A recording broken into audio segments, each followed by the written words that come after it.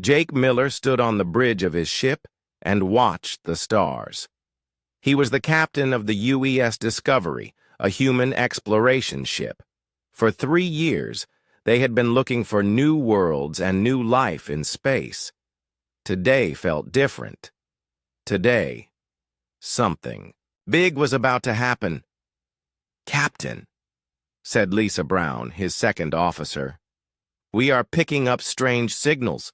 Very big ships are coming our way." Jake looked at the screen. What he saw made his heart beat faster.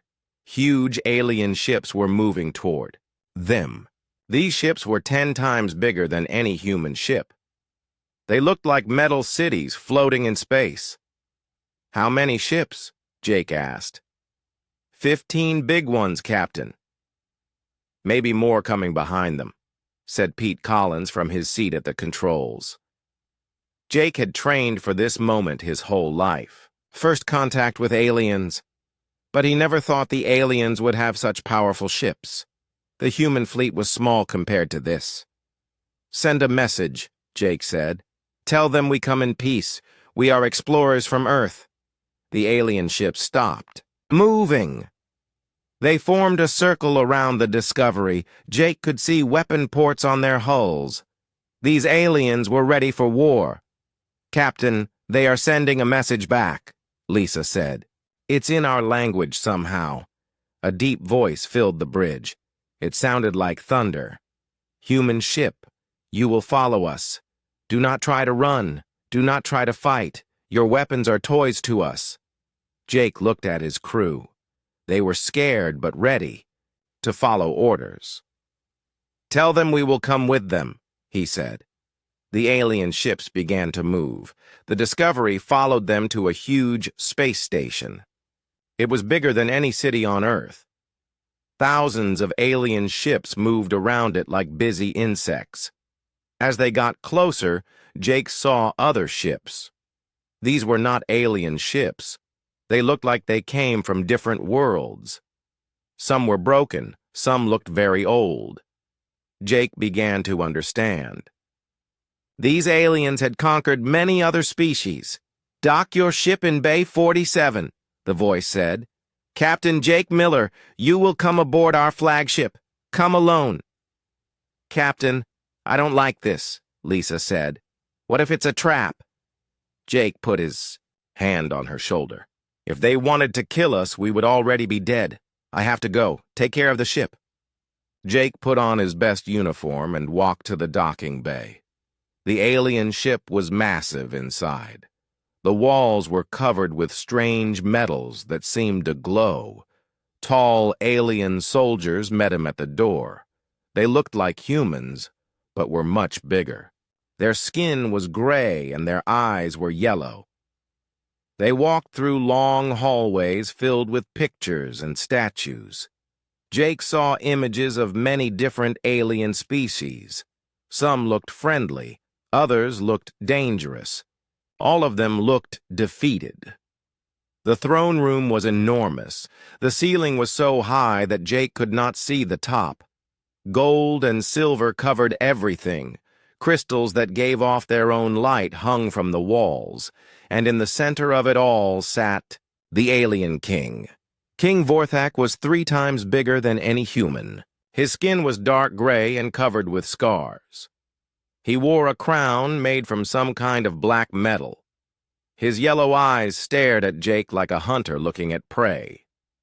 "So," the king said, his voice booming through the room, "these are the humans I have heard about. You are smaller than I expected." Jake stood straight and looked the king in the eyes. "I am Captain Jake Miller of the United Earthship Discovery. We come in peace." The king laughed. It sounded like rocks falling down a mountain. "Peace. Yes, many species have said that word to me. They all serve me now." Jake looked around the throne room. He saw weapons from many worlds. He saw art and treasures that must have taken thousands of years to collect. But then he saw something that made his blood turn cold. Along one wall were glass containers. Inside the containers were living beings, different species from different worlds. They looked like they were sleeping, but Jake could see their eyes moving. They were awake, but trapped. "You like my collection?" the king asked, seeing where Jake was looking. "These are the rarest creatures in the galaxy. Some are the last of their kind. Very valuable." Jake felt sick to his stomach. These were not creatures. These were people, intelligent beings who had been turned into prisoners for the king's entertainment. "I can see you are surprised," King Vorthok said. "Your species is new to this part of space. You do not understand how things work here yet, but you will learn." The king stood up from his throne. Even standing far away, he looked down at Jake. "I have been watching your people. You fight well. You think in ways that surprise your enemies? This interests me." Jake said nothing. He was still looking at the prisoners in the glass containers. One of them was a young woman with blue skin and silver hair. She looked human, except for her coloring. Her eyes were open and looking right at him. She looked sad and hopeless. "I have a deal for you, Captain Miller," the king said. "Your people can join my empire. I will give you technology that will make you powerful. I will give you star maps to rich worlds. I will protect you from your enemies. All you have to do is fight for me when I ask." The king waved his hand at all the treasure in the room. "And to show my goodwill, you may choose any treasure from my collection. Anything you see here can be yours." Jake looked at all the gold and jewels and advanced technology. Any of these things could help humanity become a powerful spacefaring species. Any of these treasures could solve Earth's problems forever. But his eyes kept going back to the prisoners, especially the blue-skinned woman who was still looking at him with those hopeful, desperate eyes. "Think carefully, Captain," the king said. "This offer will not come again. Choose wisely." Jake Miller walked slowly around the throne room. King Vorthak watched him with those yellow eyes. The alien guards stood like statues, but Jake could feel them ready to move if he tried anything wrong. "Tell me about this deal," Jake said, trying to buy time to think. The king smiled, showing teeth that looked like sharp knives. "Smart. You want to know the details. I like that." He walked to a huge table covered with star charts. "Look at this, human." Jake moved closer. The star charts showed hundreds of solar systems. Many were marked with symbols that Jake did not understand. "The red marks are worlds with rare metals," the king explained. "The blue marks are worlds with energy sources that could power your entire planet for 1,000 years. The green marks are worlds where you could build new colonies." Jake studied the charts. There were so many marked worlds. Humanity could expand across the galaxy with this information. "But this is not all," King Vorthak continued. He pressed a button, and the air above the table filled with moving pictures. Jake saw alien technology that looked like magic. Ships that could travel faster than light. Weapons that could destroy asteroids with one shot. Machines that could turn rocks into food. "All of this could be yours," the king said. "Your people would never have to worry about hunger or energy or space to live. You would become one of the great powers in the galaxy." Jake watched the pictures change. He saw human ships flying alongside alien vessels. He saw human colonies on beautiful new worlds. He saw Earth transformed into a paradise with alien technology. "What would we have to do in return?" Jake asked. "Simple," the king replied. "When I call, you answer. When I say fight, you fight. Your people are clever warriors. You think in ways that surprise your enemies. This makes you valuable to me." "Fight who?" King Vorthak waved his hand and new pictures appeared. Jake saw alien species that looked dangerous and hostile. There are others in this galaxy who do not accept my rule. They cause trouble. They attack my ships. They steal from my people.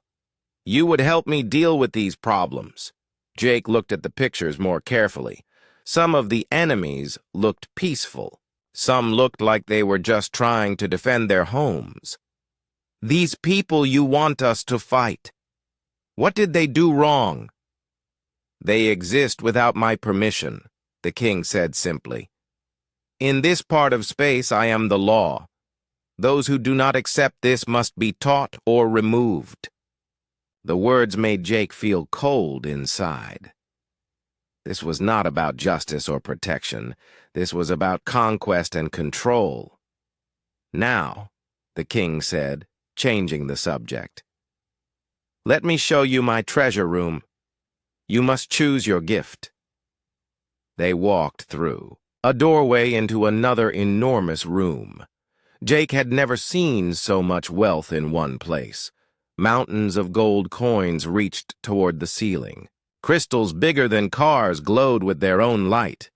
Rare metals that did not exist on Earth were stacked like building blocks. These energy crystals, the king said, pointing to a pile of glowing stones, could power your largest cities for 50 years. Just one of them. Jake picked up one of the crystals. It felt warm and seemed to pulse with life. He could imagine what Earth's scientists could do with technology like this. Or perhaps this, the king said, showing Jake a small device. This machine can turn any matter into any other matter.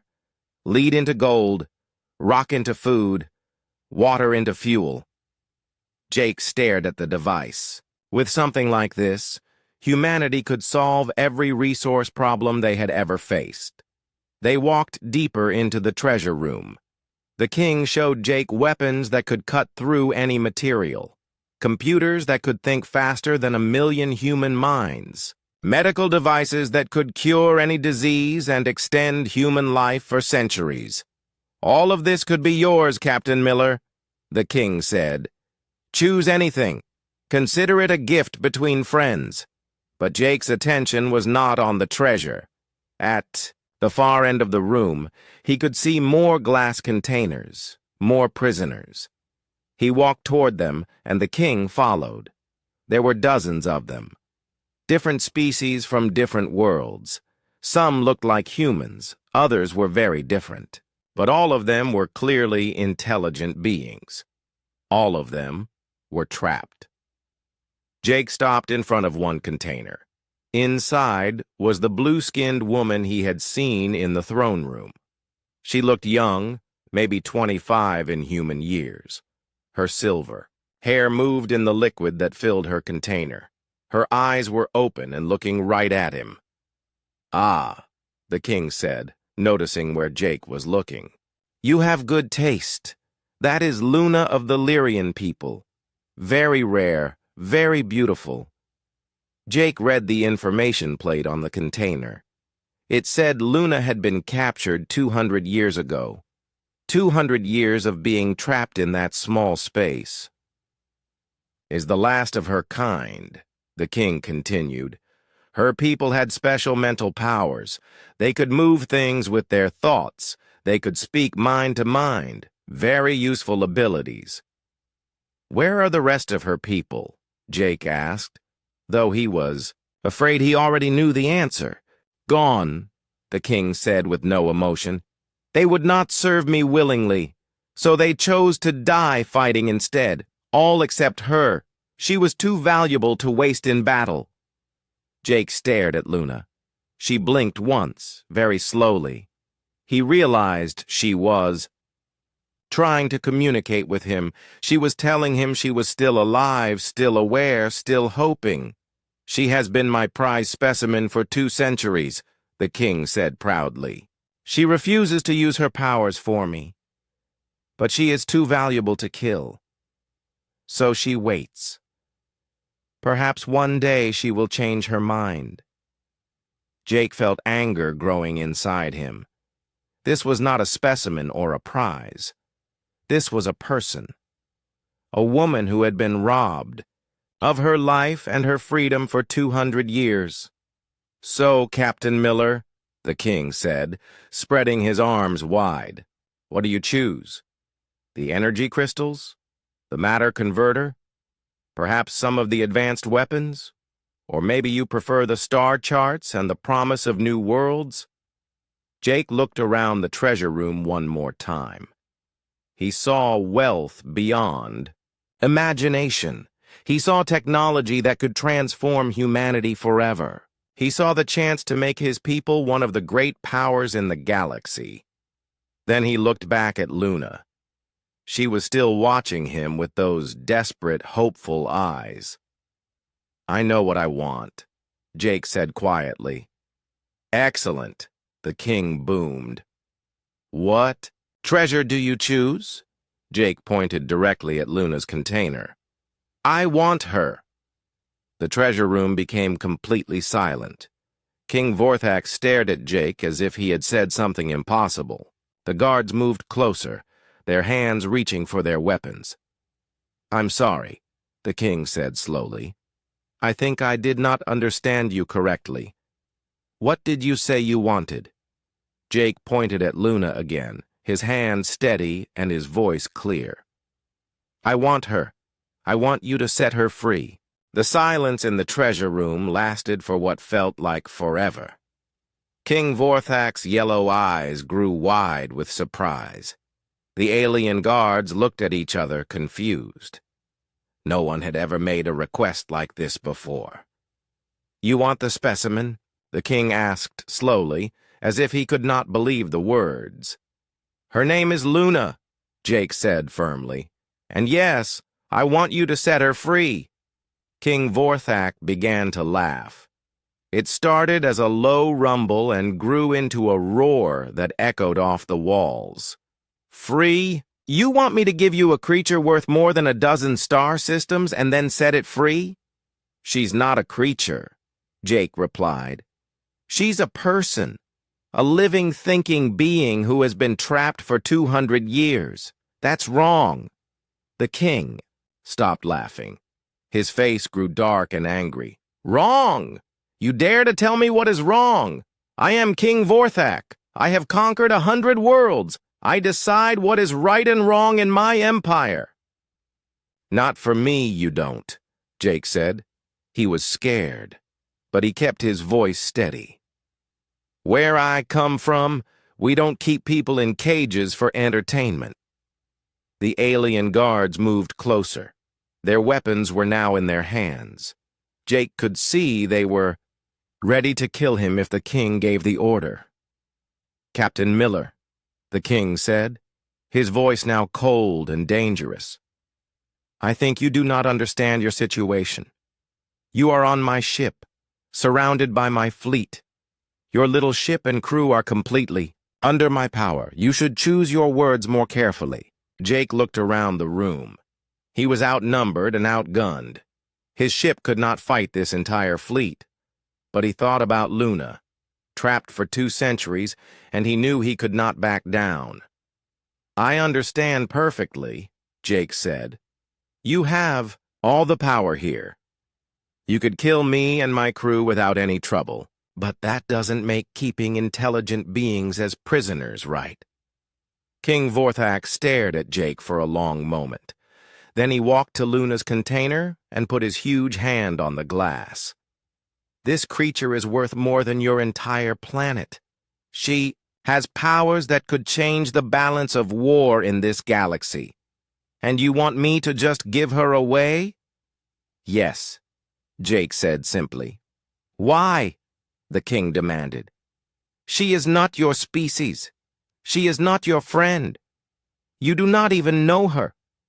Why would you risk everything for a stranger?" Jake thought about the question. Why was he doing this?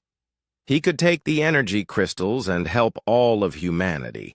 He could take the star charts and give his people new worlds to explore.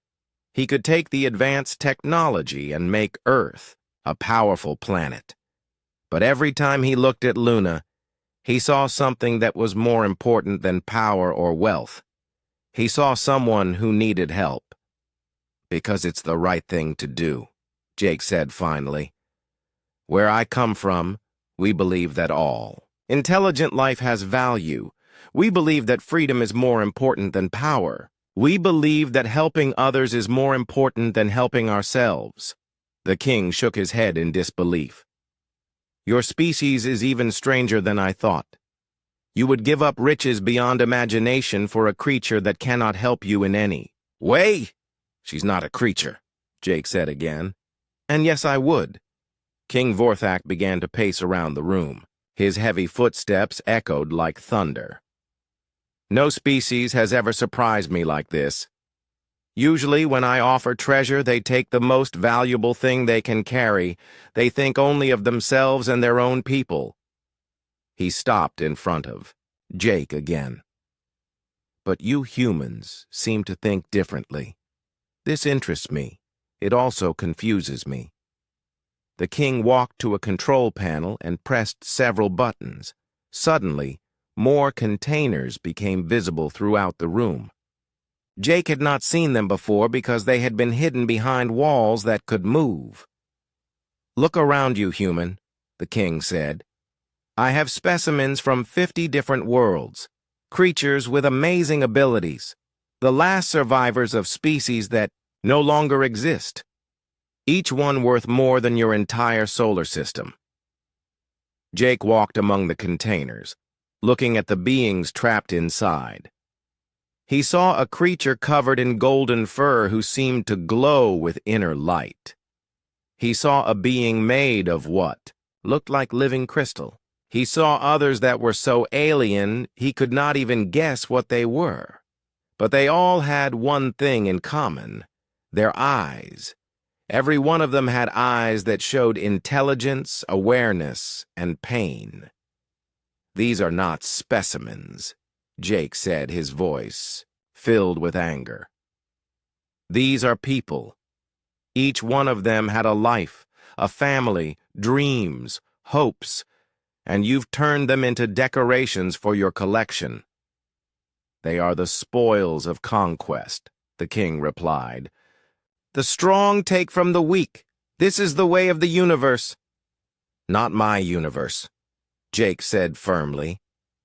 King Vorthak looked at Jake with something that might have been curiosity. Your species truly is different.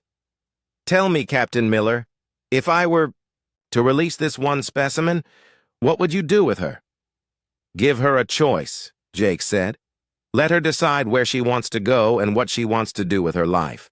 Help her find other survivors of her people if any exist. Or help her build a new life somewhere safe. And what would you get in return? Nothing, Jake said. That's not why I'm asking. The king stared at him for a long time. Then he began to smile, but it was not a friendly smile. You humans are either the most noble species I have ever met or the most foolish. I am not sure which. He pressed another button, and Luna's container began to drain of liquid. Very well, Captain Miller. I will give you what you ask for, but not because I believe you are right. I give her to you because I am curious to see what happens next. The container opened with a soft hiss. Luna fell forward, coughing and gasping. Jake moved to catch her, but the guards blocked his way. Not so fast, the king said. There are conditions to this gift. Luna struggled to stand. She was weak from being trapped for so long, but her eyes were clear and intelligent. She looked at Jake with surprise and something that might have been hope. What conditions? Jake asked. First, the king said, she belongs to you now. If she causes any trouble, you are responsible. Second, this changes nothing about my offer to your species. You may still choose to join my empire. And third, Jake asked, knowing there would be more. King Vorthak's smile grew wider and more dangerous. Third, I want to test this human compassion of yours. I want to see if it is real or just pretty words. You and your crew will face challenges, Captain Miller. Let us see if your noble ideas survive when they are truly tested. Jake helped Luna stand. She was still weak, but she managed to look him in the eyes and speak. Her voice was soft and musical, but Jake could hear the strength in it. "Thank you," she whispered. "I had given up hope." Jake looked back at King Vorthak. "What kind of challenges?" The king's laugh filled the room again. "You will see, human. You will see." Luna stood beside Jake, still weak but trying to stay strong. King Vorthak watched them both with those cold yellow eyes. The guards had not moved, but Jake could feel the tension in the room growing.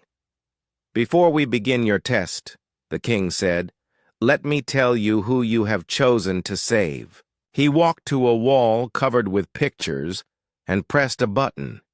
Images appeared in the air above them. Jake saw a beautiful blue planet covered with silver cities that seemed to float in the clouds. This was Lyria, the king said, home to 10 billion people. They were artists, philosophers, and dreamers. They could speak mind to mind and move objects with thought alone. The images changed to show Lyrian people living peacefully. They looked much like Luna, with blue skin and silver hair. Jake saw them creating beautiful art and music. He saw children playing in gardens that defied gravity. They were also very stubborn, the king continued. When I offered them the chance to join my empire, they refused. When I offered them wealth and technology, they said they had everything they needed. When I offered them protection, they said they would rather die free than live as slaves. The images changed again. Now Jake saw warships attacking the floating cities. He saw the silver towers falling from the sky. He saw the blue planet covered in smoke and fire. So I gave them what they asked for, the king said coldly. Death. Luna made a soft sound of pain. Jake saw tears running down her blue cheeks as she watched her world die again. But I kept the most valuable one, the king said, looking at Luna. Princess Luna Starweaver, daughter of the Lyrian royal family, the most powerful psychic of her generation. She could have been my greatest weapon, but she has refused to use her abilities for me for 200 years. Jake looked at Luna with new understanding. She was not just a prisoner. She was the last survivor of an entire civilization. The weight of that loss was something he could barely imagine. Now you understand what you have chosen, the king said to Jake. You have not just freed a specimen. You have freed the living memory of a dead world. The question is, what will you do with such a burden? King Vorthak clapped his hands, and the guards moved to surround Jake and Luna. Bring them to the testing chambers. It is time to see if human compassion is real or just weakness in disguise. They were taken through long corridors to a part of the ship Jake had not seen before. The walls here were darker, and the air felt heavy with suffering. They stopped at a large room with windows that looked down into several smaller chambers. Your first test? The king said, pointing to one of the chambers below. Jake looked down and saw 5 beings trapped in what looked like a maze. They were different species, all of them clearly intelligent. They were trying to find their way out, but every wrong turn brought them pain from electric shocks. These prisoners have been trying to escape for 3 days, the king explained. They are getting weaker. Soon they will die from exhaustion. You can save them by pressing this button. The king showed Jake a red button on the wall. But if you save them, Princess Luna must take their place in the maze. She is stronger than they are. She could survive longer. The choice is yours. Jake stared at the trapped beings below. They looked desperate and afraid. But he looked at Luna, who had already suffered for 200 years. "There has to be another way," Jake said. "There is not," the king replied. "This is the choice. 5 lives for 1 life. Most rulers would call this an easy decision. Save the many, sacrifice the few." Luna stepped forward. Her voice was still, weak, but her words were clear. "I will do it. I have lived with suffering for 2 centuries. I can endure more if it means saving others." "No," Jake said firmly. "There has to be another option." "What option?" the king asked, sounding amused. "You cannot fight your way out. You cannot trick your way out. You must choose." Jake studied the maze below. He looked at the control panels around the room. Then he noticed something the king had not mentioned. There was a door at the bottom of the maze that led to another chamber. "What's in that room?" Jake asked, pointing to the door. King Vorthak looked surprised that Jake had noticed it. "That is where the maze operators control the traps. But it is guarded. No prisoner has ever reached it." "Let me go down there," Jake said. "Let me try to reach the control room. If I can turn off the traps, everyone can escape safely." The king laughed. "You would risk your own life instead of making the simple choice?" "Yes," Jake said without hesitation. "Even though you might die and save no one? Yes." King Vorthak stared at Jake for a long moment. Then he pressed a different button, and a door opened in the floor. "Very well. But know this, human. If you fail, both the 5 prisoners and Princess Luna will die. You will have saved no one." Jake looked at Luna. "I'm sorry. I know this is risky." She reached out and touched his hand. For a moment, Jake felt something in his mind. Luna was speaking to him with her thoughts. "You have already given me more hope than I have had in 2 centuries, her mental voice said. "Do what you think is right. I believe in you." Jake climbed down into the maze. Immediately, he heard the sounds of the trapped prisoners. They were calling for help in languages he did not understand, but their meaning was clear. The maze was filled with traps. Electric floors, moving walls, jets of poisonous gas. Jake had to move carefully, using his training as a ship captain to think through each problem. As he got closer to the control room, the traps became more dangerous. Laser beams that could cut through metal, floors that would drop away into darkness, walls that tried to crush anything between them. But Jake kept moving. Every time he wanted to give up, he thought about the 5 prisoners who were counting on him. He thought about Luna, who had suffered for so long. He thought about what it meant to be human. Finally, he reached the control room door. It was locked, but Jake had brought tools from his ship. As he worked to open the door, he could hear King Vorthak's voice echoing through the maze. "Impressive, Captain Miller. But can you finish what you started?" The door opened, and Jake found himself facing 2 alien guards. They were surprised to see him and reached for their weapons, but Jake was ready. Using moves he had learned in military training, he disarmed them both and knocked them unconscious. The control panel was covered with buttons and switches in alien writing. Jake could not read any of it, but he did not need to. He found the power supply and pulled out all the cables he could reach. Suddenly, all the traps in the maze stopped working. The electric floors went dark. The moving walls stopped moving. The poisonous gas stopped flowing. Jake heard cheering from above. The 5 prisoners had found their way to safety. When he climbed back up, he saw them standing with Luna, all of them free. King Vorthak was not smiling anymore. "Interesting," he said slowly.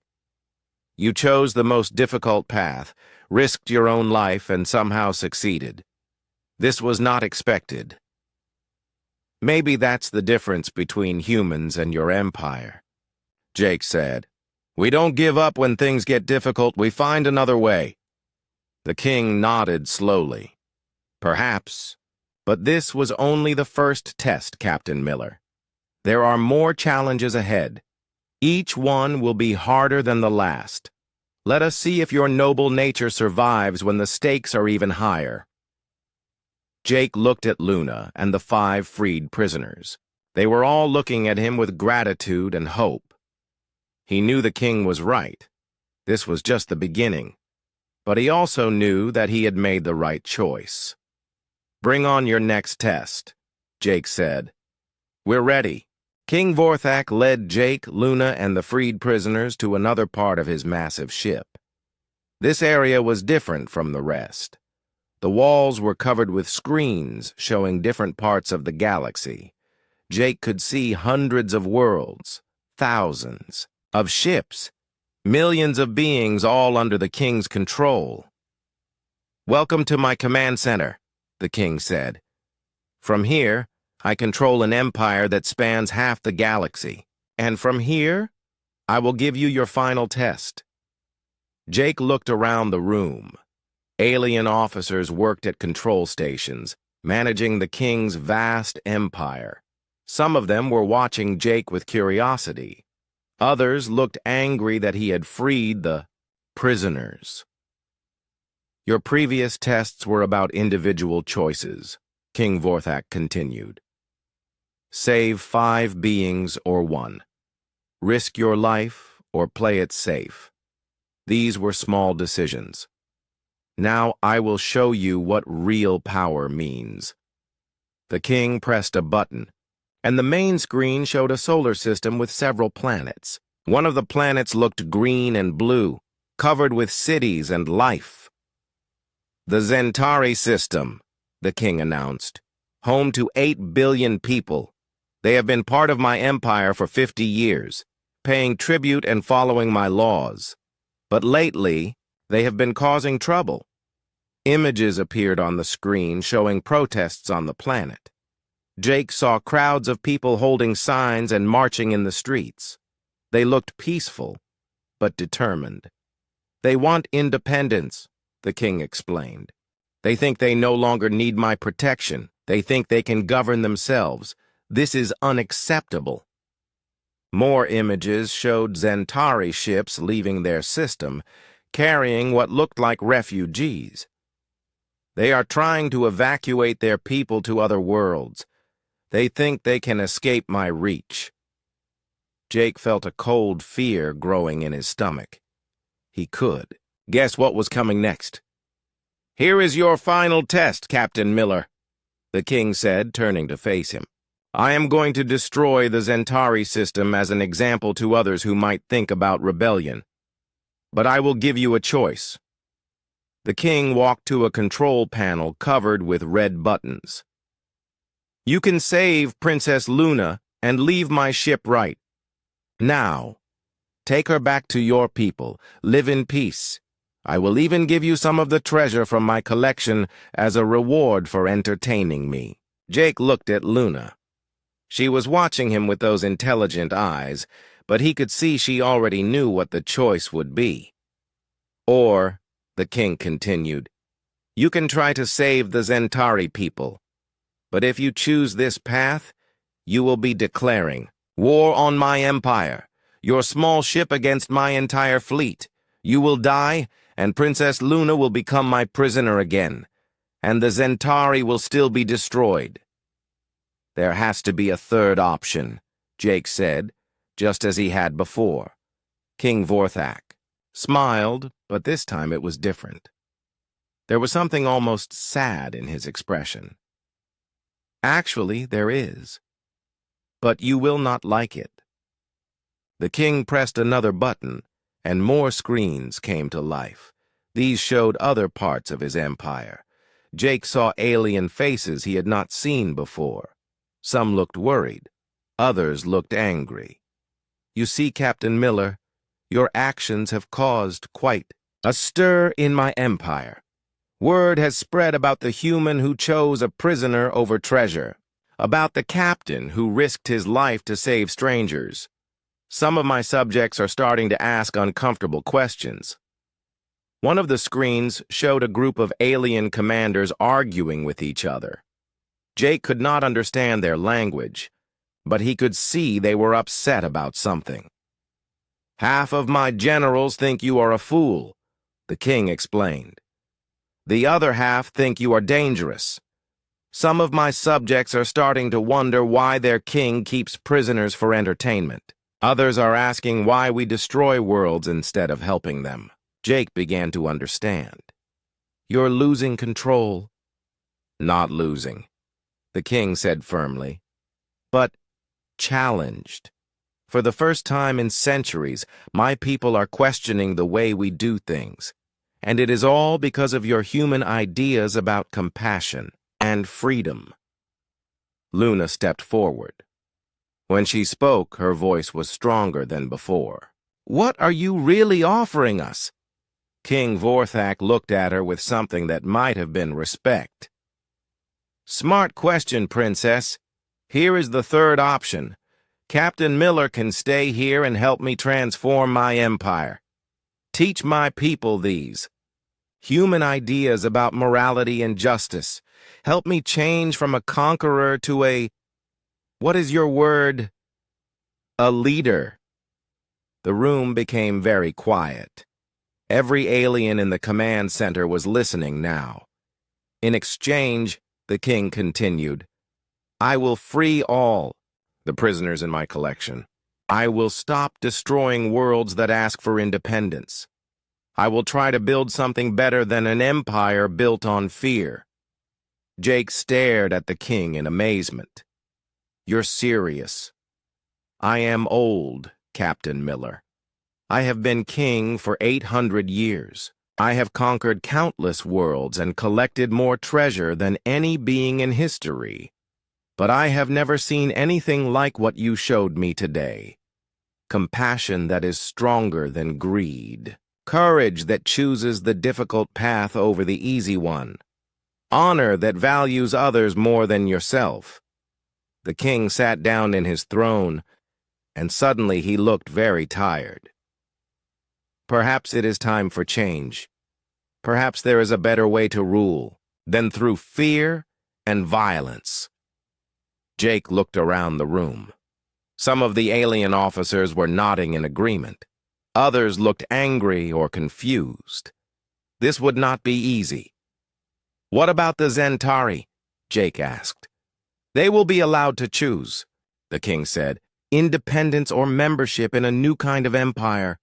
One based on cooperation instead of conquest." Luna moved to Jake's side. "It will not be simple," she said quietly. "Some will resist change. Some will try to stop you. It could take years, maybe decades." Jake thought about his crew waiting on the Discovery.